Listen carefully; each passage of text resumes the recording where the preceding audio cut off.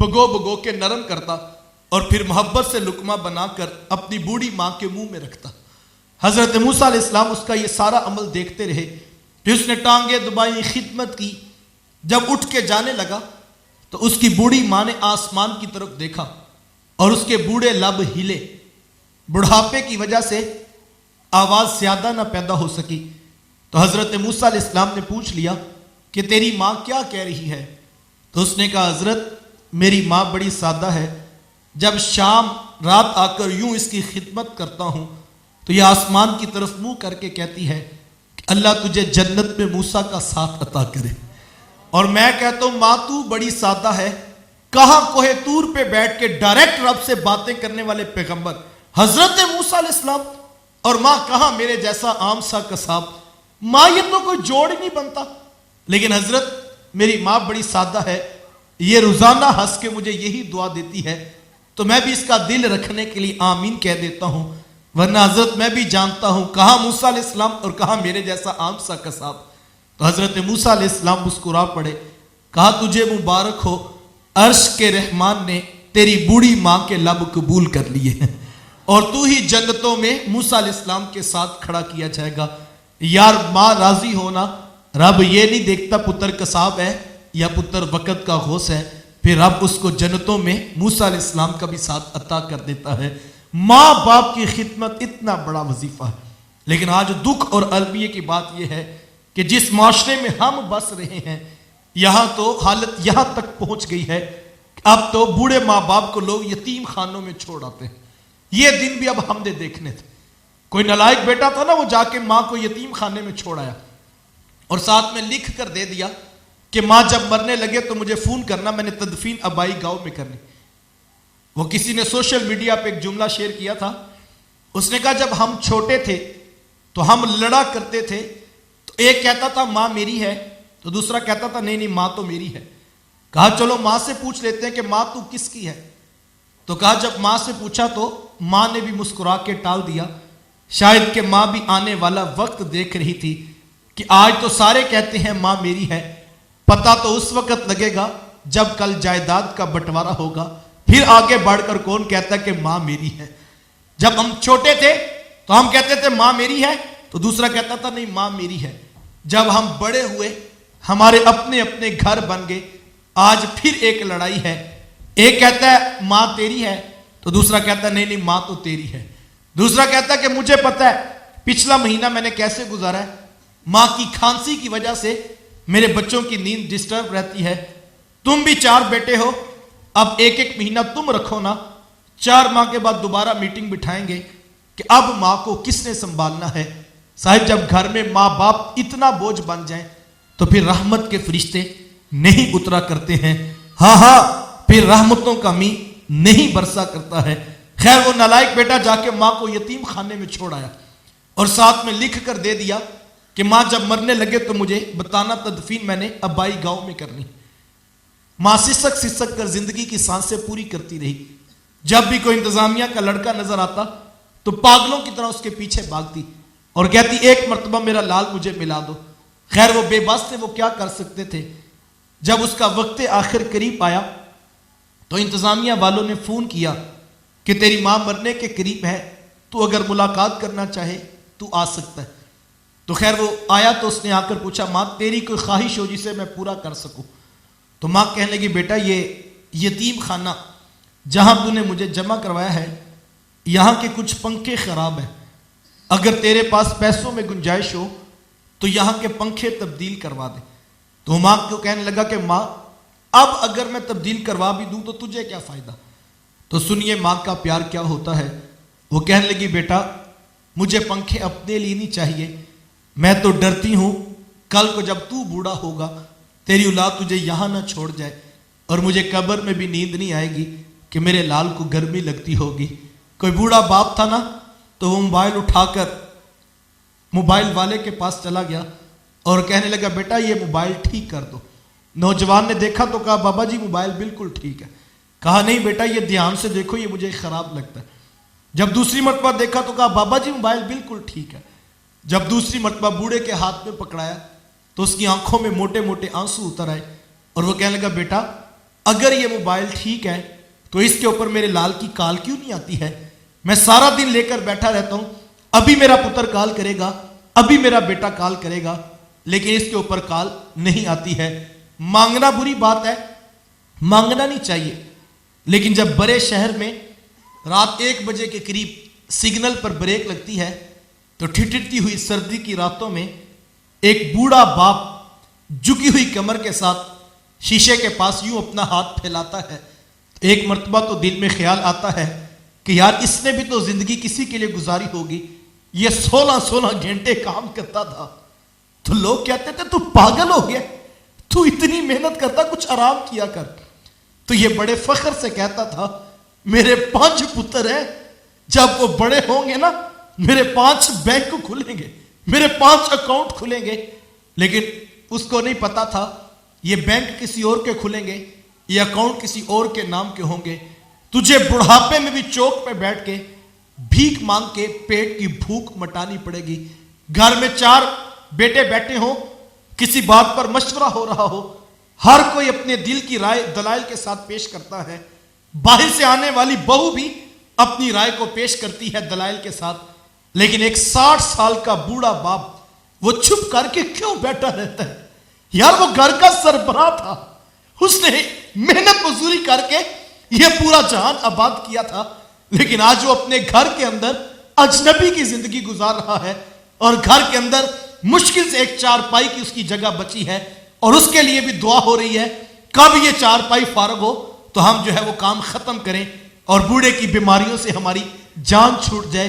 میں نوجوانوں سے کہا کرتا ہوں صاحب، آج تمہیں ان کا روکنا، آج تمہیں ان کا ٹوکنا برا لگتا ہے، پتہ اس وقت لگے گا جب یہ 4 پائی گھر سے اٹھ گئی، تم چراغ لے کر بھی ڈھونڈو گے، تمہیں کوئی محبت کی آواز سنانے والا، آواز دینے والا نظر نہیں آئے گا۔ اپنے ماں باپ کی قدر کرنے کا مزاج پیدا کرو، ساری زندگی سب کچھ پاس ہوگا، لیکن اگر ماں باپ ہی پاس نہ ہوئے تو یقین کرو لاکھوں کی نعمتیں، کروڑوں کے کاروبار وہ خوشی نہیں دے سکتے جو ماں کے لبوں کی مسکراہٹ کے اندر رکھی گئی ہے۔ پتہ اس وقت لگے گا جب کل ماں باپ نہیں ہوں گے۔ ہمارے ایک دوست ہیں تو انہوں نے نئی گاڑی لی، تو میں نے ان کو مبارکباد پیش کی تو ان کی آنکھوں میں آنسو آ گئے، تو میں نے کہا کہ یہ تو خوشی کی بات ہے، اللہ نے آپ کو نئی گاڑی دے دی۔ تو وہ کہنے لگا کہ مجھے آنسو اس لیے آ گئے کہ ایک وقت تھا کہ میرے پاس ٹوٹی سائیکل بھی نہیں تھی، اور میں ماں کو ڈاکٹر کے پاس لے کر جانا ہوتا تو میں گدھا گاڑی پر بٹھا کر لے کر جاتا تھا۔ آج آنکھوں میں آنسو اس لیے آ گئے کہ آج میرے پاس گاڑی تو ہے لیکن ماں نہیں ہے۔ کاش میرے پاس ماں بھی ہوتی، میں بڑے بڑے ڈاکٹروں سے اس کا علاج کرواتا، لیکن حضرت آج سب کچھ ہے لیکن آج میرے پاس میری ماں نہیں ہے۔ صاحبو سب کچھ لٹا دو اپنے بوڑھے ماں باپ پر، تمہیں نہیں پتا یار انہوں نے کتنی محنتیں کر کر کے تمہارے عید کے 3 دن کے کپڑے پورے کیا کرتے تھے۔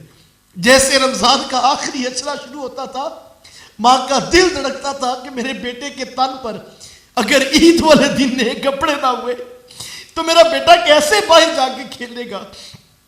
وہ روزانہ اپنے خاوند کو بھی کہتی کوئی ہیلا کوئی وسیلہ بنا، بغیر کپڑوں کے ہم عید نہیں گزار سکتے ہیں۔ وہ تمہاری ننھی خوشیوں کے لیے مزدوری کرتا رہا، وہ اوور ٹائم فیکٹریوں میں لگاتا رہا، وہ ٹھیکیدار کو کہتا تھا کہ ذرا ایک دیہڑی اور لگوا لیں، میں نے اپنے بچوں کے کپڑے عید کے پورے کرنے ہیں۔ اور رات 1 بجے بھی لے کر آتا بازار سے تو آ کے کہتا اس کو اٹھانا، میں دیکھو میرے چاند کو نئے کپڑے کیسے لگتے ہیں۔ تو وہ کہتی اچھا صبح اٹھائیں گے نا، صبح عید پہ پہنے گا۔ وہ کہتا نہیں میری آرزو ہے میں جلدی سے دیکھوں نئے کپڑوں میں میرا بیٹا کیسا لگتا ہے۔ یار یہ آرزو تمہارے دل میں نہیں جاگتی کہ نئے کپڑوں میں میرا باپ کیسا لگے گا؟ میں اپنی باپ، یہ سردیوں کا موسم آ رہا ہے، جب تمہیں تنخواہ ملے، جب تمہیں پیسے ملے، سب سے پہلے اپنے ماں باپ کی چیزیں پوری کرو۔ وہ نہیں مانگتے، وہ یہی کہتے بیٹا تو اپنے بچوں کی چیزیں پوری کر، ہمارے کپڑے بہت ہیں، وہ نہیں مانگتے، اور وہ یہی کہتے ہیں بیٹا تیرے اخراجات پورے ہو، ہم اس میں خوش ہیں۔ لیکن میں کہتا ہوں آج نوجوانوں تمہیں معیشت کا مسئلہ ہے، ہر نوجوان کوئی تویز لیتا ہے، کوئی دعا کرواتا ہے، سب چیزیں اپنی جگہ پر۔ میں کہتا ہوں سب سے بڑا وظیفہ یہ ہے کہ سب سے پہلے اپنی کمائی میں اپنے ماں باپ کے اوپر لٹا دو۔ तुम इतना देखना, तुम इस पे खर्च करके देखो, देखना फिर अर्श का रहमान तुम्हें वहां से रिज़्क देगा जहां से तुम सोच भी नहीं सकते हो। ये तुम अमली तौर पर करके दे। इसका बेहतरीन वजीफा यह है, अपने माँ बाप की जरूरतों पे लगाओ, उनके लिए अच्छे कपड़े, उनके लिए अच्छी खुराक, उनके लिए दूध का बंदोबस्त करो, उनके लिए फ्रूट का बंदोबस्त करो, उनकी जरूरियात का ख्याल रखो। वो करने नहीं देंगे, लेकिन तुमने ये करना है। देखना फिर कैसे तुम्हारे रिस्क में बरकत आ जाती। वक्त सिमट गया, मैं सिर्फ आखिरी बात पर आपकी तवज्जो चाहूंगा। मैं ये कहता हूं, उलमा ने 3 बातें लिखी हैं कि जब माँ बाप फोत हो जाएं और उनको राजी करने का मौका ना मिल सके, तो इन 3 बातों के ऊपर उलमा ने कहा है कि जरूर अमल करना चाहिए। एक तो कसरत के साथ उनके लिए बख्शिश की दुआ की जाए, और कल जब माँ बाप औलाद की तरफ से इतनी दुआएं देखेंगे तो उम्मीद है कि वो अल्लाह की बारगाह में राजी हो जाएंगे। और दूसरा अमल उलमा ने लिखा है कि जब माँ बाप फोत हो जाए तो उनके रिश्तेदारों से प्यार किया जाए। माँ फोत हो गई है तो खाला और मामू के साथ रिश्ता निभाया जाए, बाप फोत हो गया चचा ताया फूफो के साथ प्यार किया जाए। और किसी दानिश्वर ने कहा कि जब माँ बाप फोत हो जाए तो माँ बाप की निशानियों से प्यार किया करो। कहा हजरत माँ बाप की भी निशानियाँ होती हैं? कहा हाँ बेटा, ये जो बहन भाई होते हैं ना, ये माँ बाप की ही निशानियाँ होती। जब माँ फोत हो जाए, बाप फोत हो जाए, अब तुम घर के बड़े हो, तुमने अब माँ बाप की मोहब्बत को जोड़ के रखना है। बाज़ औक़ात ऐसा होता है बड़े कुर्बानियाँ देते हैं और छोटे नाअहल होते हैं, नादान होते हैं, वो बड़ों की कुर्बानियों की उतनी कदर नहीं करते। तो बाज़ औक़ात बड़े दिल बर्दाश्ता हो जाते हैं और वो कहते सारी जिंदगी हमने कुर्बानियाँ देनी। तो तुम जरा जाओ ना बाहर, तुम्हें पता लगे, मुआशरे में धक्के खाओगे, तुम्हें समझ आएगी कि हम क्या हैं। तो मैं कहा करता हूं कि बड़े खफा हो जाते हैं कि सारी जिंदगी हमने कुर्बानियां देनी। तो मैं कहता हूं जनाब, आपने कुर्बानियां देनी है इसलिए कि आप घर के बड़े हैं। बड़े बड़े होते इसलिए कि वो कुर्बानियां देते हैं। और अगर छोटे कुर्बानियां देने लगे और बड़े पीछे हटने लगे, समझ जाए कि अब छोटे बड़े हो गए हैं और बड़े अपने हुकूक से पीछे हट रहे हैं। बहन भाइयों को जोड़ के रखना ये यकीनन एक मुश्किल काम है, लेकिन मोहब्बत का रिश्ता निभा के रखो। माँ बाप के बाद बहन भाइयों की कदर करो। जिस मान के साथ बेटियां पहले बाप की चौखट पे आती थी, वो मान नहीं टूटना चाहिए। तुम्हें नहीं पता यार, ससुराल की गालियां भी वो सुनती हैं, ससुराल के दुख भी वो सुनती हैं, ससुराल वालों के ताने भी वो झील लेती हैं, लेकिन जब दुआ के हाथ उठते हैं तो वो अपने मेके घर की खैर मांगती हैं कि मालिक हमारे बाप का दरवाजा आबाद रखना। उन्होंने तो भाइयों की मोहब्बत में बाप की जायदाद भी छोड़नी पड़े तो वो मुस्कुरा के सिर्फ इतना कहती हैं कि भाई हमें जायदाद नहीं चाहिए, हम तो सिर्फ इतना कहती हैं कि जब जो है वो हम आया करें बस तुम मुस्कुरा के मिल लिया करो। बाप की चौखट आबाद रहे, हमें जायदाद का हिस्सा नहीं चाहिए। माँ का दरवाजा हमेशा हमारे लिए खुला रहे, हमें जायदाद का हिस्सा नहीं चाहिए। ये बहनों का प्यार है, बहनों की कदर करो, भाइयों के सरों पे शफकत का हाथ रखो। तो ये भी माँ बाप को राजी रखने का एक अंदाज है। तीसरा काम उलमा ने लिखा है कि माँ बाप फोत हो जाएं तो जो नेकी वो किया करते थे, किसी गरीब की मदद करते थे, किसी यतीम की फीस देते थे, किसी मदरसे को फंड देते थे, किसी मस्जिद की पर्ची लगी हुई थी, तो वो तसलसल नहीं टूटना चाहिए। ये नहीं कि वो आए तो आपके वो तो हाजी साहब देते थे, अब वो नहीं रहे, अब आप ना आया करें, ऐसे नहीं होना चाहिए। जिस तसलसल से वो नेकी करते थे उस तसलसल को बरकरार रखा जाए, तो ये वो खूबसूरत आमाल हैं जो कल को भी माँ बाप की रज़ा का सबब बन सकते हैं। बसमी में कल बारगाह रबूबियत में दुआ है, अल्लाह ताला हम सब के माँ बाप की बख्शिश फरमाए, और जिनके माँ बाप बीमार हैं अल्लाह उनको सेहत अता फरमाए। या अल्लाह जिनके माँ बाप बीमार हैं उनको सेहत अता फरमा।